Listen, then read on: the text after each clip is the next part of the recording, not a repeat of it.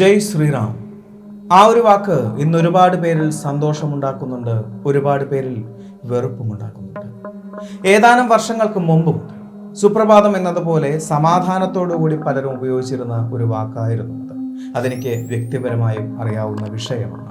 എന്നാൽ എന്തുകൊണ്ട് ചിലർക്ക് ആ വാക്കെന്ന് വെറുപ്പുളവാക്കുന്നു?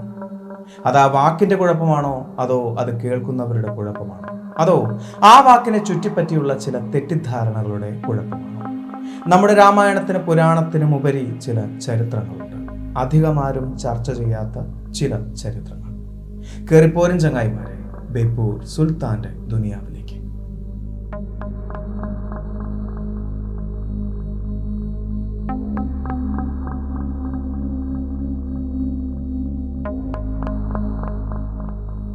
ഭാരതം സംഭാവന ചെയ്ത രണ്ട് ഇതിഹാസങ്ങളിൽ ഒന്നാണ് രാമായണം.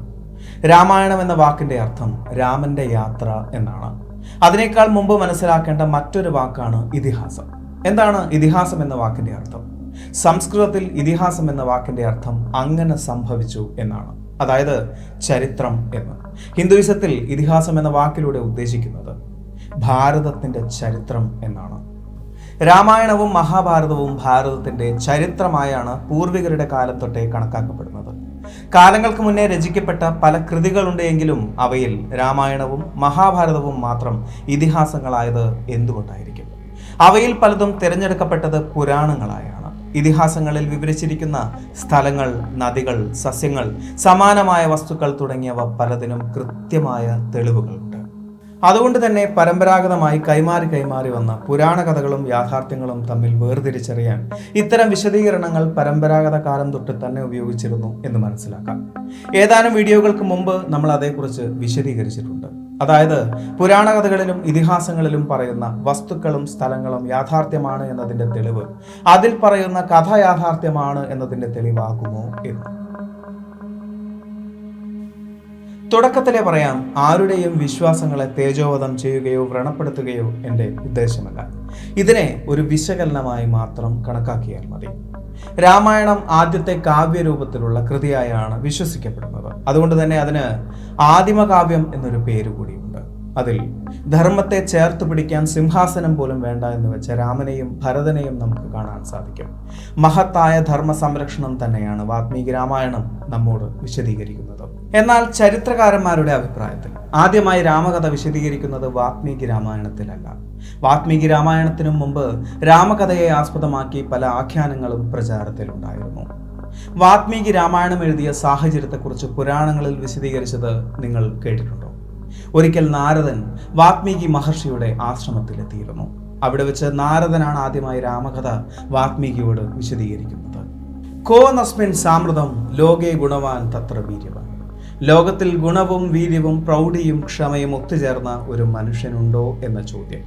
ആ ചോദ്യത്തിന് നാരദൻ മറുപടിയായി പറഞ്ഞത് ശ്രീരാമന്റെ കഥയായിരുന്നു. പിന്നീട് ദിവസങ്ങൾക്ക് ശേഷം അദ്ദേഹം തമസാമതിയിൽ ഒരു സ്നാനത്തിന് പോയി. അവിടെ വെച്ച് വാത്മീകി ഒരു കാഴ്ച കണ്ടു. അതായത് ഒരു വേടന്റെ അമ്പേറ്റ് ക്രൗഞ്ച പക്ഷികളിൽ ആൺപക്ഷി പിടഞ്ഞു വീഴുന്നതും പെൺപക്ഷി വിഷമിച്ച് കരയുന്നതും. അവിടെ വെച്ചാണ് മാനിഷാദ എന്ന ശ്ലോകം അദ്ദേഹം ചൊല്ലുന്നത്. ആ നിമിഷം വാത്മീകിക്ക് മുമ്പിൽ ബ്രഹ്മാവ് പ്രത്യക്ഷപ്പെട്ടുവെന്നും രാമായണം എഴുതാൻ ഉപദേശിച്ചുവെന്നും പുരാണങ്ങളിൽ പറയുന്നു. അങ്ങനെ 24,000 ശ്ലോകങ്ങളോടുകൂടി കാവ്യരൂപത്തിൽ Ramayanam എഴുതപ്പെടുകയായിരുന്നു.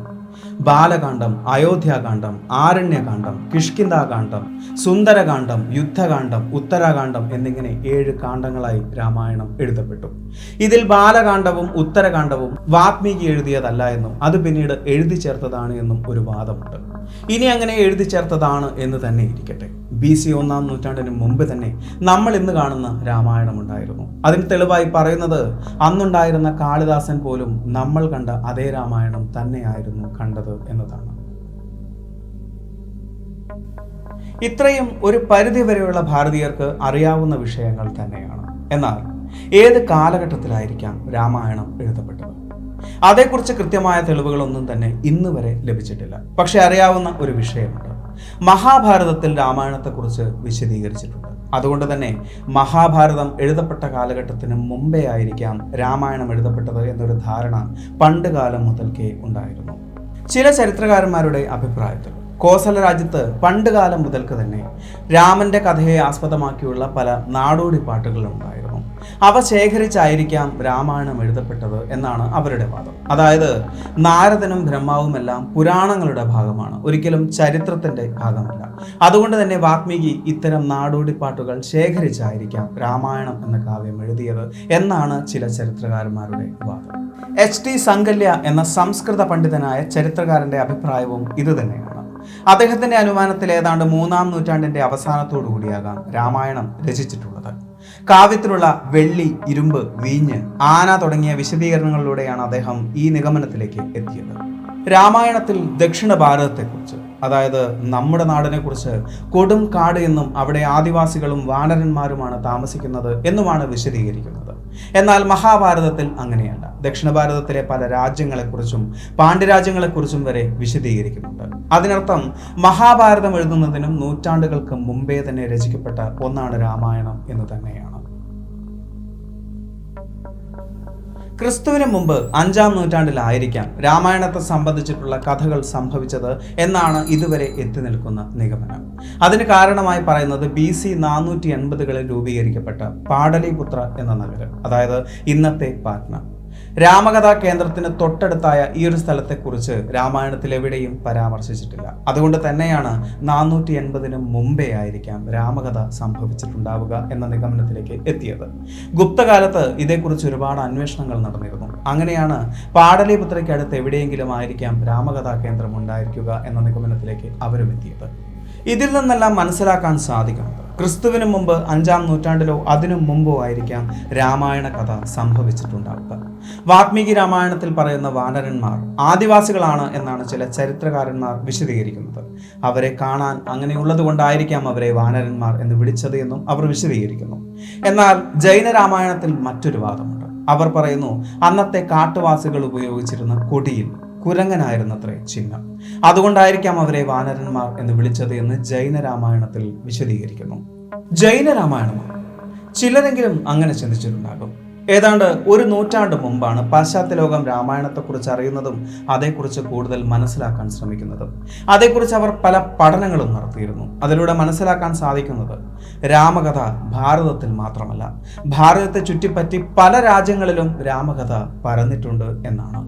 Sinhala, Tibetan, Chinese, Cambodia, Laos, Myanmar, Malaysia, Indonesia, Philippine, Nepal തുടങ്ങി പല നാടുകളിലും രാമകഥകൾ പരന്നിട്ടുണ്ട്.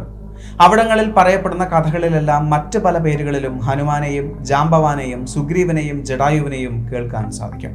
എന്നാൽ ആ കഥകളിലൊന്നും നമ്മുടെ ഭാരതത്തിലെ വാൽമീകി രാമായണത്തിൽ പറയുന്ന ബാലകാണ്ഡവും ഉത്തരകാണ്ഡവും കാണാൻ സാധിക്കില്ല. അതിനർത്ഥം ആ ഭാഗങ്ങൾ നമ്മുടെ ഭാരതത്തിൽ എപ്പോഴോ കൂട്ടിച്ചേർത്തതാവാം എന്നല്ലേ. പുരാതന ഭാരതത്തിലെ ഏറ്റവും പ്രധാനപ്പെട്ട സാഹിത്യ സൃഷ്ടികളിലൊന്നായ രാമായണത്തിന്റെ പ്രഭാവം ഭാരതത്തിൽ മാത്രമല്ല, ദക്ഷിണ പൂർവേഷ്യയിലെ പല രാജ്യങ്ങളുടെയും സംസ്കാരത്തിന്റെ കൂടെ ഭാഗമാണ്. രാമനെ വെറും ഒരു സാധാരണ മനുഷ്യനായി വിശദീകരിക്കപ്പെടുന്ന ആദ്യ ഭാഗത്തോട് പിന്നീട് മഹാവിഷ്ണുവിന്റെ അവതാരമായി വിശേഷിപ്പിക്കുന്ന പല ഭാഗങ്ങളും കൂട്ടിച്ചേർത്തതാണ് എന്നതിന്റെ തെളിവ് കൂടിയാണ് അത്. ഉത്തരകാണ്ഡത്തിലെയും ബാലകാണ്ഡത്തിലെയും രചനാശൈലി മറ്റു കാണ്ഡങ്ങളിൽ നിന്നും വ്യത്യസ്തമായി തോന്നുന്നതും അതുകൊണ്ട് തന്നെയാണ്. ഭാരതത്തിലെ ഏറ്റവും പ്രധാനപ്പെട്ട ഒന്ന് വാൽമീകി രാമായണമാണ് എങ്കിലും രാമായണം വിശദീകരിക്കപ്പെടുന്നത് ഒരുപാട് ഭാഗങ്ങളായാണ്. മഹാരാമായണം, സംവൃത രാമായണം, ലോമശ രാമായണം, അഗസ്ത്യ രാമായണം, മഞ്ജുള രാമായണം, സൗബത് രാമായണം, രാമായണ മഹാമാല, സൗഹൃദ രാമായണം, രാമായണ മണിരത്നം, സൗര്യ രാമായണം, ചാന്ദ്ര രാമായണം, മൈന്ദര രാമായണം, സ്വയംഭൂ രാമായണം, സുവർച്ചസ രാമായണം, മഹാരാവണവധം, ശ്രവണ രാമായണം, ദുരന്ത രാമായണം, രാമായണ ചമ്പു എന്നിങ്ങനെ ദശരഥന്റെയും കൗസല്യയുടെയും മുജ്ജന്മത്തെ വിശദീകരിക്കുന്നത് മുതൽ നമുക്കറിയാത്ത പല പുരാണങ്ങളും വിശദീകരിക്കുന്ന രാമായണങ്ങൾ നിലവിലുണ്ട്. തെളിവുകളിലൂടെ മനസ്സിലാക്കാൻ സാധിക്കുന്നത് ശ്രീരാമനെ കുറിച്ചുള്ള കഥകൾ യാഥാർത്ഥ്യം തന്നെയായിരുന്നു എന്ന് തന്നെയാണ്. ഭാരതത്തിലെ ചിലർ കെട്ടിച്ചമച്ച കഥയല്ല എന്ന് പല സംസ്കാരങ്ങളിലൂടെയും നമുക്ക് തിരിച്ചറിയാനും സാധിച്ചു. എന്നാൽ അതേ രാജാവിന് ഒരു ദൈവിക പരിവേഷം നൽകുകയായിരുന്നു എന്ന യാഥാർത്ഥ്യം അംഗീകരിച്ചേ പറ്റൂ. ചിലർക്കെങ്കിലും മനസ്സിലായി കാണും അറിയാവുന്നതിനേക്കാൾ കൂടുതൽ അറിയാത്തവയാണ് എന്ന്. പലപ്പോഴും യുദ്ധങ്ങൾ സംഭവിക്കുന്നത് അറിവിനും അറിവില്ലായ്മയ്ക്കും ഇടയിലല്ല, പൂർണ്ണമല്ലാത്ത അറിവുകൾ തമ്മിലാണ്. ശ്രീരാമൻ ദൈവമല്ല എന്ന് പറയുന്നത് രാമായണം തന്നെയാണ്. ശ്രീരാമൻ പൂർണ്ണമായും ഒരു മനുഷ്യനായി തന്നെയാണ് അവതരിച്ചതും.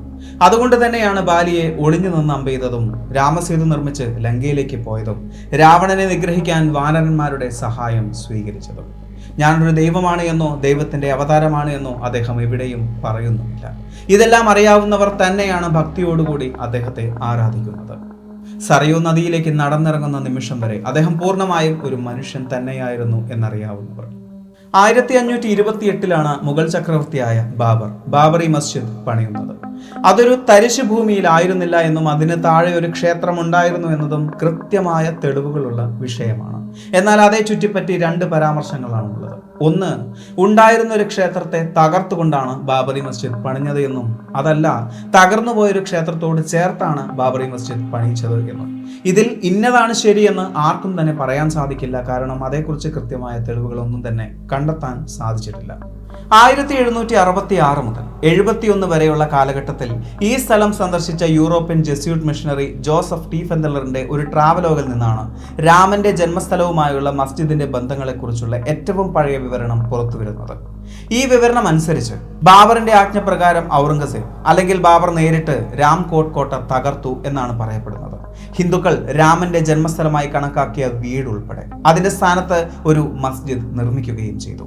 1810 ബംഗാൾ മെഡിക്കൽ സർവീസിൽ പ്രവർത്തിച്ചിരുന്ന ഫ്രാൻസിസ് ബുക്കനൻ എന്ന സ്കോട്ടിഷ് ഫിസിഷ്യൻ ഒരിക്കൽ ഈ സ്ഥലം സന്ദർശിച്ചിരുന്നു. ഔറംഗസേബും സംഘവും തകർത്തത് വെറും ഒരു വീടായിരുന്നില്ല എന്നും അവിടം ഒരു ക്ഷേത്രമായിരുന്നു എന്നും അദ്ദേഹം തന്റെ കുറിപ്പുകളിൽ വിശദീകരിക്കുന്നുണ്ട്. ബാബറി മസ്ജിദിന്റെ ഘടനയിൽ ഹിന്ദു വിശ്വാസത്തിലെ ദേവകന്യകൾ, ദ്വാരപാലകർ, ശിവപാർവതിമാർ തുടങ്ങി പല രൂപങ്ങളും കൊത്തിവെച്ച കറുത്ത കല്ലുകൾ കണ്ടിരുന്നതായി പറയപ്പെടുന്നു. അലഹബാദ് മ്യൂസിയത്തിലെ മുൻ ഡയറക്ടർ ഡോക്ടർ SP ഗുപ്തയുടെ അഭിപ്രായത്തിൽ ഈ തൂണുകളുടെയും വാതിലുകളുടെയും ഐക്കണോഗ്രാഫിക്കൽ വാല്യൂ കണക്കാക്കുന്നത് 11ാം നൂറ്റാണ്ടിലെ ഗർവാൾ രാജാക്കന്മാർ അയോധ്യ ഭരിച്ചിരുന്ന കാലത്ത് ഇവിടെയുണ്ടായിരുന്ന ഒരു ഹിന്ദു ക്ഷേത്രത്തിൻ്റെതായിരുന്നു എന്നാണ്. ആർക്കിയോളജിക്കൽ സർവേ ഓഫ് ഇന്ത്യയുടെ ഡയറക്ടർ ജനറൽ BB ലാൽ 1975 1980 ഇടയിൽ ബാബറി മസ്ജിദിൽ ഒരു ഖനനം നടത്തിയതായി പറയപ്പെടുന്നു. അതിൽ നൂറ്റാണ്ടുകൾക്ക് മുമ്പേ ക്ഷേത്രങ്ങളിൽ മാത്രം കാണാൻ സാധിക്കുന്ന കറുത്ത ഇഷ്ടികകൾ കൊണ്ടുള്ള അടിത്തറ കണ്ടെത്തിയിരുന്നു. ചില മൺപാത്രങ്ങളും വിഗ്രഹങ്ങളുടെയും അവശിഷ്ടങ്ങളും കണ്ടെത്തിയിരുന്നു. അതിൽ ബലരാമന്റെയും പരശുരാമന്റെയും ശിവപാർവതിമാരുടെയും വിഗ്രഹങ്ങളുടെ അവശിഷ്ടങ്ങളും കണ്ടതായി പറയപ്പെടുന്നു. മഹാകവി തുളസീദാസിന്റെ ചില കൃതികളിൽ ആ കാലത്തെ മുഗൾ ചക്രവർത്തിമാർ ചില ക്ഷേത്രങ്ങൾ തകർത്തതിനെ കുറിച്ച് പരാമർശിക്കുന്നുണ്ട്. എന്നിരുന്നാലും ബാബറി മസ്ജിദ് നിർമ്മിക്കുന്നതിന് മുമ്പ് അയോധ്യയിൽ ഒരു രാമക്ഷേത്രം ഉണ്ടായിരുന്നു എന്നതിന്റെ തെളിവുകൾ ഒന്നും തന്നെയല്ല ഈ പറഞ്ഞതൊന്നും. പക്ഷേ ചരിത്രമൊന്ന് ചികഞ്ഞു നോക്കിയാൽ തെളിവുകളില്ലാത്ത പലതും നമ്മൾ വിശ്വസിച്ചു പോകുന്ന ചില പ്രവൃത്തികളുണ്ട്. അങ്ങനെ ഒരു ഉദാഹരണമാണ് ബാമിയാൻ ശില്പങ്ങൾ. 1221 ചെങ്കിസ് ഖാന്റെ വരവിൽ അവിടെ വലിയ ദുരന്തങ്ങൾ സംഭവിച്ചിരുന്നുവെങ്കിലും ആ വലിയ ബുദ്ധശില്പത്തിന് അപകടമൊന്നും തന്നെ സംഭവിച്ചിരുന്നില്ല. എന്നാൽ കാലങ്ങൾക്ക് ശേഷം 1528 ബാബറിന്റെ വരവിൽ ആ ശില്പങ്ങൾ തകർക്കാൻ ഔറംഗസേബിന് ഉത്തരവ് ലഭിച്ചിരുന്നു. പീരങ്കികൾ ഉപയോഗിച്ച് ആ ബുദ്ധശില്പത്തിന്റെ കാല് തകർത്തതായി കാണാൻ സാധിക്കും. 18ാം നൂറ്റാണ്ടിലെ പേർഷ്യൻ രാജാക്കന്മാർ വീണ്ടും അത് തകർക്കാനായി ശ്രമം നടത്തിയിരുന്നു. എന്നിട്ടും തകരാത്ത ആ ശില്പത്തിന്റെ തല ഡ്രില്ല് ചെയ്ത് അതിനുള്ളിൽ വെടിമരുന്ന് നിറച്ച് തകർത്തത് 1998 ഇതിനെല്ലാം പിന്നിൽ ഒരു പ്രത്യേക മതമാണ് എന്നും ആ മതത്തിൽ വിശ്വസിക്കുന്നവരാണ് എന്നും പറയുന്നതിലുപരി വലിയൊരു മണ്ടത്തരമില്ല എന്ന് തന്നെ ഞാൻ വിശ്വസിക്കുന്നുള്ളൂ. കാരണം എല്ലാ മതത്തിലുമുണ്ട് ഇതേ ഭ്രാന്തുള്ളവർ. മതത്തിനു വേണ്ടി ഉണ്ടാക്കുന്ന അക്രമത്തിൽ ആയിരക്കണക്കിന് ആളുകൾ മരിച്ചു വീഴുന്നത് കാണാൻ സാധിക്കാത്ത ഭ്രാന്തന്മാർ. ക്ഷേത്രം തകർത്ത് പള്ളി പണിയുന്നവരും പള്ളി തകർത്ത് ക്ഷേത്രം പണിയുന്നവരും അതേ ഭ്രാന്തിന് അടിമകളാണ് എന്ന് തന്നെയാണ് എൻ്റെ അഭിപ്രായം. ഇന്ന് നമ്മൾ കാണുന്ന അയോധ്യ കാലങ്ങൾക്ക് മുമ്പ് ശ്രീരാമൻ ജീവിച്ച അതേ അയോധ്യയാണ് എന്നതിൻ്റെ ആർക്കിയോളജിക്കൽ തെളിവുകൾ ഒന്നും തന്നെയില്ല. രാമജന്മഭൂമി ബാബറി മസ്ജിദ് തർക്കത്തിനായി സമർപ്പിച്ച പുരാവസ്തു തെളിവുകൾ കാലങ്ങൾക്ക് മുമ്പ് അവിടെ ഒരു ക്ഷേത്രം ഉണ്ടായിരുന്നു എന്നതിൻ്റെ തെളിവുകൾ മാത്രമാണ്. ചരിത്രകാരന്മാർ പറയുന്ന അനുസരിച്ച് അവിടെ ഒരു ബുദ്ധവിഹാരമോ അല്ലെങ്കിൽ ഒരു ജൈനക്ഷേത്രമോ ഉണ്ടാകാനുള്ള സാധ്യതയായിരുന്നു കൂടുതൽ. ശ്രീരാമൻ അയോധ്യയിൽ ജനിച്ചു എന്ന വിശ്വാസം പുരാവസ്തു തെളിവുകളെക്കാൾ മതഗ്രന്ഥങ്ങളെയും പാരമ്പര്യ വിശ്വാസങ്ങളെയും അടിസ്ഥാനമാക്കിയുള്ളതാണ്. ഇനി പ്രസന്റിലേക്ക് വരാം. വിളക്ക് കൊളുത്തു എന്ന് പറഞ്ഞതുകൊണ്ടോ അക്ഷതം സ്വീകരിച്ചതുകൊണ്ടോ ആരും ഒരു പ്രത്യേക രാഷ്ട്രീയ പാർട്ടിയുടെ ഭാഗമാകുന്നൊന്നുമില്ല. അങ്ങനെ ചിന്തിക്കുന്നത് ബുദ്ധിമാന്ദ്യമുള്ളവരാണ്. അങ്ങനെ ആരെങ്കിലും എന്തെങ്കിലും ഒന്ന് പറഞ്ഞാൽ നിങ്ങൾ നിങ്ങളുടെ ബോധ്യത്തിന് വിപരീതമായി പെരുമാറുമോ? നിങ്ങൾ പ്രവർത്തിക്കുന്നത് യുദ്ധത്തിന് വേണ്ടിയാണ് എങ്കിലും സമാധാനത്തിന് വേണ്ടിയാണ് എങ്കിലും നിങ്ങളുടെ ദൈവം നിങ്ങൾക്ക് മാർക്കിടാൻ ഇരിക്കുകയല്ല. അങ്ങനെ ഒരാൾ ഉണ്ട് എങ്കിൽ അയാൾ ഏതെങ്കിലും ഗാലറിയിൽ ഇരുന്ന് തേങ്ങുന്നുണ്ടാവും.